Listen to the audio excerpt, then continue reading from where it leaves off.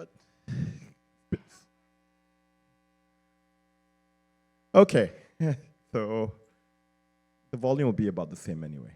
So let's do let's do the panel on accessibility, right? So what I found out, the definition from the ADA is that in its most general form, it means ensuring that those with disabilities have free and full access to the same programs, services, and areas as those without disabilities do, and without discrimination, right? So that's what we are going to discuss in general. Now, usually in other panels, we ask questions for the speakers. If you ask questions of speakers, please do, but to be more interesting, I always feel that panels should include the audience, right? So some of the questions I have, right? We saw a lot of speakers speak today. 3 of them we had 5 talks. 4 of them were on hard of hearing and were related to hearing. 1 of them was on vision, right? Is that because of the nature of the papers, or is that where all our research is being focused on? I don't actually know the answer to this, right? So maybe this is a question to the audience, right? Where is the research direction that's needed when it comes to accessibility research? Is it mostly focused on vision and sight, or is there other areas that also need to be tackled? Yep.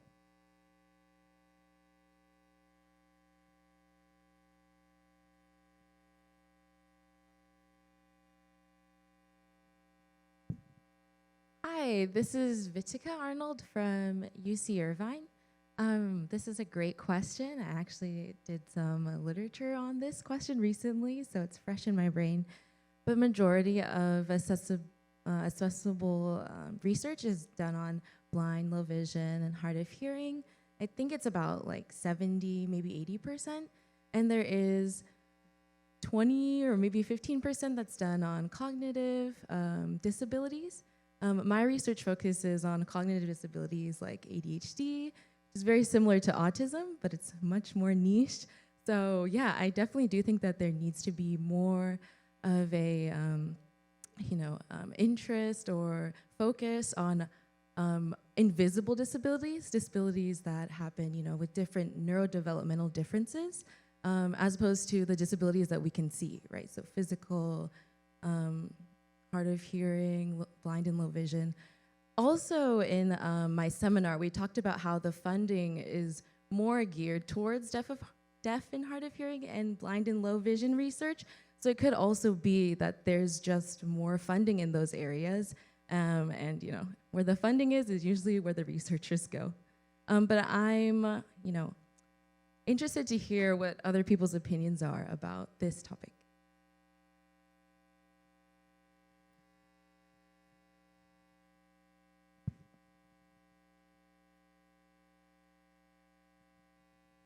Thank you. I'm Songjun from Hanyang University. I'm working on transportation mode detection for wheelchair users. So pretty much I'm working on people with disabilities, mobility disabilities. And then, I guess it's not that major in accessibility area, but I think that, yeah, we need to extend. I totally agree that we need to extend to accessibility researches for a bunch of different accessibility, different disabilities.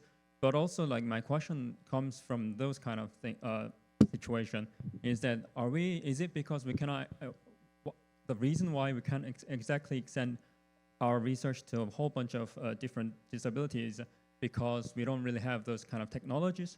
Or is it because we're just trying to apply a bunch of deep learning and vision technology or to the accessibility side? Like a whole bunch of machine learning researchers are just trying to apply it to accessibility area.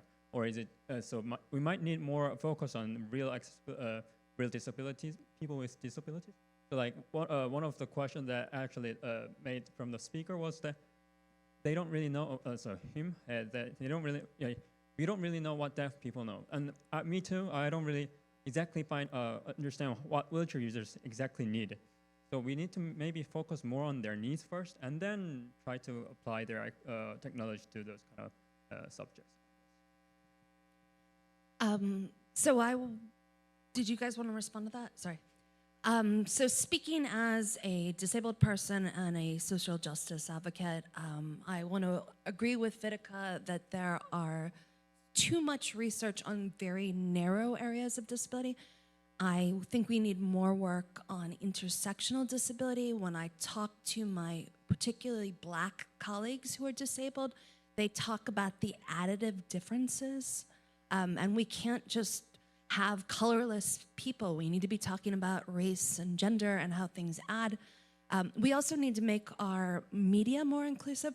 I know you gentlemen are trying very, very hard, but none of your slides or prototypes were ADA or were WCAG 2.1 AA compliant. So even though I was sitting this far, I couldn't see any of your guys' stuff, which is a respectful critique.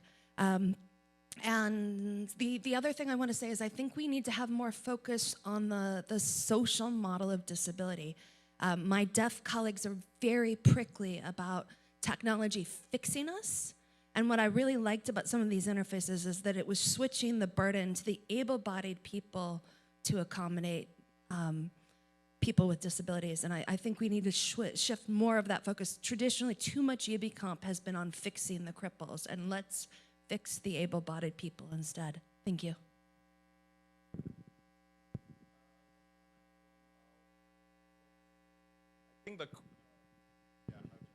This is a really smart audience. I appreciate all of the comments, and I appreciate that respectful critique. I really do want to hear more of what the audience has to say. This is a really smart audience. I'm audible. I'm Chinmay Shende. I'm a student of University of Connecticut. I have a question. Like all the presentation today were focused on one-on-one communication. Is there any research possibility in area of improving the broadcast communication, or where the disabled people will be able to present themselves, or the visually disabled people able to see the videos? So that was my question. So just to clarify, our work was on group communication, and it was supporting people who were deaf or hard of hearing to be able to speak to larger groups inside these virtual conferencing spaces. There is work on other avenues of disability and other communities that explore these sort of group communication dynamics. But yeah, just to clarify, our work was... Oh, okay. I was trying to say, for example, on the TV or national media, there is no moderation for these kind of people who are having issues. So in that case, how can we improve that? So I'm trying to understand the question. So we're asking, like for television broadcasting, do we have some sort of standard, or do we have modes of communicating with technology that allow us to kind of facilitate these communication needs? Great question. I don't have a solid answer for you. I don't know if there's any sort of protocol. I have noticed there is an increase in the number of sign language captioners that these sign language captioners sometimes even receive a modicum of fame. For example, there was a singer named Lizzo who had a sign language captioner who was very expressive during the performance. And so I think it's good that there's wider public attention to this. But as far as like standard protocols, I don't know, perhaps our social, or perhaps the, do you have any, I'd be curious if you have comments on this. On what in particular? I'm sorry. Basically like broadcast technologies and standards for making them accessible. I think that we have country by country rules, and we are having points of crises. Sorry, we had an issue. The diversity luncheon is just after that, and I had all these SVs asking me questions, so I was... So like, for instance, at CHI this year, we had 3 different kinds of sign language being spoken, and we had issues with people signing amongst them, and organizational overhead. And the conversation in the CHI community is, how many different sign language people do we have to pay? Because we had to pay 3 different sets of people, and we had to try to get, you know, American and Australian sign language interpreters and German sign languages to Germany, which means we had to fly them. So I think we don't know yet, and it's a real point of tension. The more liberal we try to be, the more these issues come out. I'm sorry if that was a bad answer. Okay. I took away a few interesting points, right? So some of the points that came out, there are 2 points that came out. I'm going to address them in sequence. And since you came back, I got a question for ask you. One of the points that was raised is that a lot of research in accessibility is focused on vision and audio issues because that's where the funding is. Is that actually true? Because you're a faculty, is that where the NSF, the NIH, et cetera, is spending a lot of money on those kind of accessibilities and less on, say, neuro disabilities or other less obvious disabilities? Okay. I personally work on that. I think it's just, you know, I agree that there are more people working in those, the primary, like the sign language and the hearing, the hearing disability. I think just because the relatively larger population, and this is the one motivation for people to work on that. And as the funding wise, I can tell for others, but I cannot speak on behalf of others. But for me, this is nothing relevant, and I was just motivated to say, okay, this is a good problem, research problem. I want to address that. And one more thing I want to emphasize. I totally agree, with one of the audience mentioned that in the accessibility right now, most of the research topics are very narrow. So, for example, I work on the sign language for a few years and realized that okay, someone just work on one specific aspect, but there are so many different sign languages. And even in the deaf community, they have very diverse demands. Someone get used to use the signs, but someone they don't. They want to speak. They want to speak. One of my colleague who was, the born deaf, but he want to learn speak. Obviously, you can imagine that their speaking is different, from our speech, because they have no way to perceive the right correction and how to speak this correctly. They can only tell from your teeth. They can only tell from your facial. So their sound is different. Their speech is quite different, but they really want to, speak. So in this case, every time, in a meeting, and when I talk with my collaborators, say, okay, so do you want to write down or just use the sign language? We need to hire an interpreter. No, I just want to speak. And then we need to get used to him, try to hear very, hardly, and he used the gesture to help us understand his speech. But I think that's very interesting because it's completely changed my mind. Okay, even for some deaf people, and he told me that he insists on speaking, but his wife also is a native, native deaf people, but his wife used signs. So even at home, they have some different ways, and he can understand signs, but he always wants to speak. But his wife try to, understand his speaking and try to use a sign as a response. I would say it's very important to understand the diverse demands and needs from different group people, from those community. I think that's try to broad why we say that they become more inclusive. That's what I learned. Okay, so you don't think it's just funding directed? Okay. I can make some comments on the general points that came up. So I think, in my view, accessibility is generic and I would say a vague term, because when I say that something is accessible, I always have to mention who technology is accessible for. For my prototype, it's specifically made for users with low vision, but it's not going to be any use to users who are blind. So that's why, like when developers develop their prototype or programs, for example, if someone's making videos, they make the assumption that users going to consume them using their site. So whenever it's come down to users who do not have that sense, they have to use an alternative media for consuming. So the point I'm getting at is that there is no easy fix to solving all the accessibility problems at once. And I think I liked Josh's point about getting into why can't the video conferencing tool developed can be plugin for all the video conferencing tools.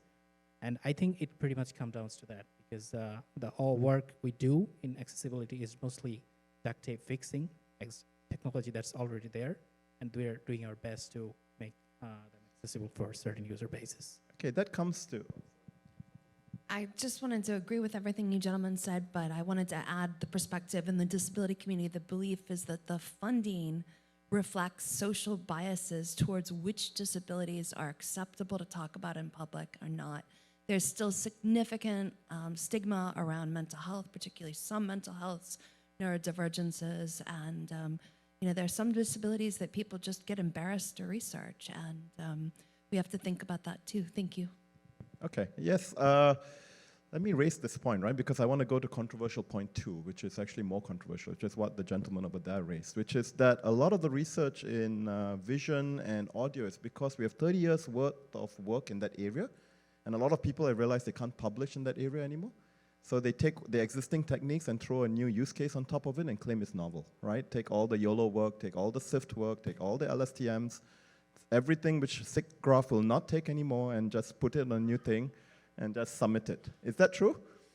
And that's why we end up with people like Jennifer looking at it and going, this doesn't help anyone, right? Because you're trying to make us look like guinea pigs, you aren't treating us like humans. Is that true? That's the controversial topic, right? That is all these people who used to publish in SIGGRAPH, et cetera, and realizing that, they don't take that anymore. Let's put a different domain on it.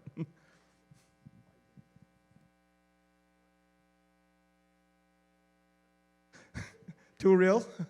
Y'all were smiling. What do you think?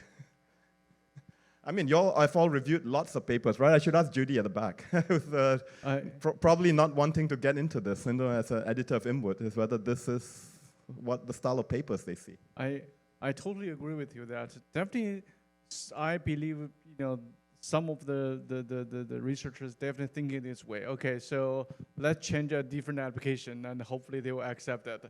So I think it's not a bad thing you change the application, but you need to really think about what the unique challenges you want to solve.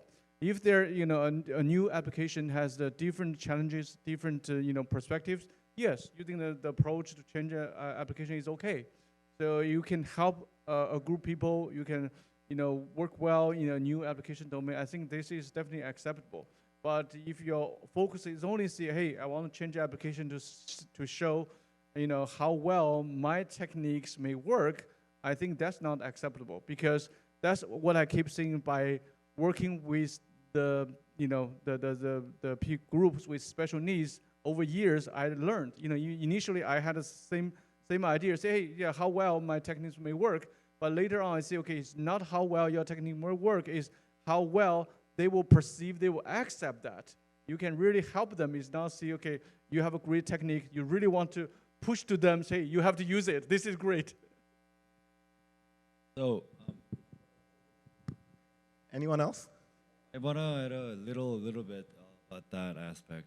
So I'm Hyuk Kwon from Emory. So I'm came from activity recognition background, but now I'm moving on biomedical informatics. I'm affiliated in School of Medicine. I get to meet with patients and doctors more often than before. I mean, it was nearly zero before, but now a lot. So I think you really have to hear what they are going through.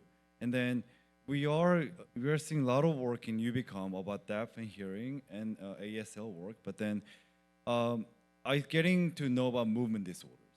And movement disorders in different range of ages, different symptoms, heterogeneity, and their association with the cognitive impairments, mental health, but especially what I see from Parkinson's population with Parkinson's disease is that they have the flat face effect. So you might represent a disease as a movement, but they actually go through social interaction problems because they don't have problems in changing their face expressions and so on. And what they want to really solve is they're starting to get into this relationship problem because they're not really angry, but they think that person is angry because their face doesn't change. They don't laugh. And then another thing is they're starting to have some drooling problem that they're trying to drool their mouth. So they're trying to not to interact with people so they don't want to show it to people. So I think as a community, we have to think more accessibility and assistive technology beyond the solving a modality of problem, but in relationship-wise, how to improve their social relationship, which we all know that social relationship, we are meeting over here in person, and we are really, somehow we are healing ourselves, right? We were missing each other, having reunions. So as a community, I want to also see that more works in other technologies with different perspectives comes up in the future. Thank you. Test? Yeah. Yes. And, I don't think it's controversial at all. I think every one of us in academia knows there's pressure, and that's a reflection going in the direction of, as you know, our jobs, how can we, this is the consequence of some of that pressure. And I have an even more controversial quote by, I think, Don Norman. This lady would not have liked this quote, but it's something along the lines of technology first, requirements later. And right now, it's, I think, very misunderstood quote, but I think right now we're figuring out the requirements. The modern paper is black box in, DNN out, results right paper, right? Please don't write your papers like that. We don't like those papers anymore.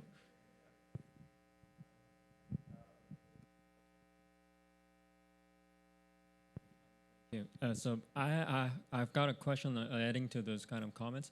So like about the deaf people, so like I'm working on wheelchair users, and I wanted to actually apply those transportation mode detection models to wheelchair users and give them very timely support. But like actually what I couldn't find any research telling them what exactly they need, what kind of support do they need, and while they're traveling. So like for the deaf community, do you guys have some kind of research that's been done for the that's trying to understand what exact needs of the deaf community? I have two small comments I'll make on that. One is I do know there is some work being done by John Froelich.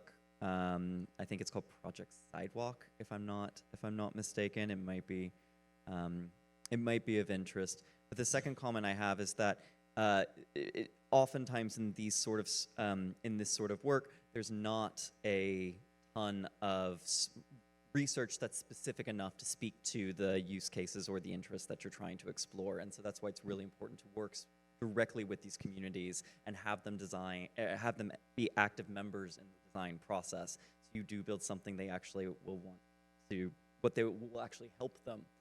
I'll never forget, to kind of piggyback on some of the things that have been brought up, but like I'll never forget my first Kai in like 2018. A person who was presenting in the accessibility session with me presented a tool, and a member of the community they had purported to help walked up and was like, well, did you actually ask any, deaf or hard of hearing people if they would actually want to use this? Because I wouldn't. And so the answer, of course, was no. So that's permanently burned into my brain, the importance of ensuring that you work directly with these communities.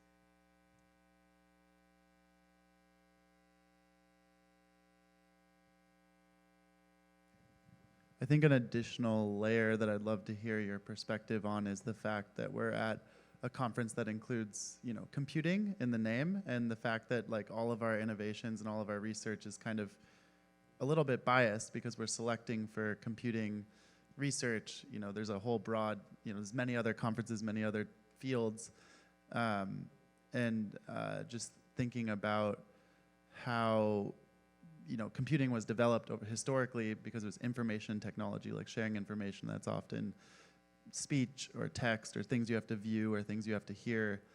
Whether that, UbiComp should maybe like look outside of itself to kind of find some of these connections for intersectionality and for other types of innovations. So we do have to end now, but I will answer that. UbiComp does try hard. I mean, we sit in between Kai and SIG-Mobile. So we have the tech folks, we have the whole of Kai, and we also have SIG Spatial, supposedly, as one of our partners as well. So UbiComp is probably one of the most intersecting communities around, but we do the best we can. Again, it comes to the papers we have and the reviewers, so it all starts with reviewers. So if you all want to be associate editors as faculty and broaden it, please approach the editors. They're always looking for good associate editors, right? Especially those with a broad overview. Okay. To add to one more comment, we talked a lot about the hard of hearing and visually impaired folks, but they're probably not the largest community. Maybe I know that among children, 10% of the children in Singapore public schools have some form of ADHD, OCD, or ASD. That's huge, right? So that might be one of the largest communities actually, right? 10%, up to 10%, if not more. Some schools is 20%.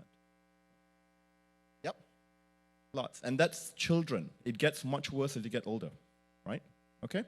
Right now, we've ended the session. Please go watch the posters at the back. We end early so everybody can go watch the posters. Please see the posters, then go for lunch. Have a great day, everyone, and thank you for coming to session 4A. Thank you. Thank you.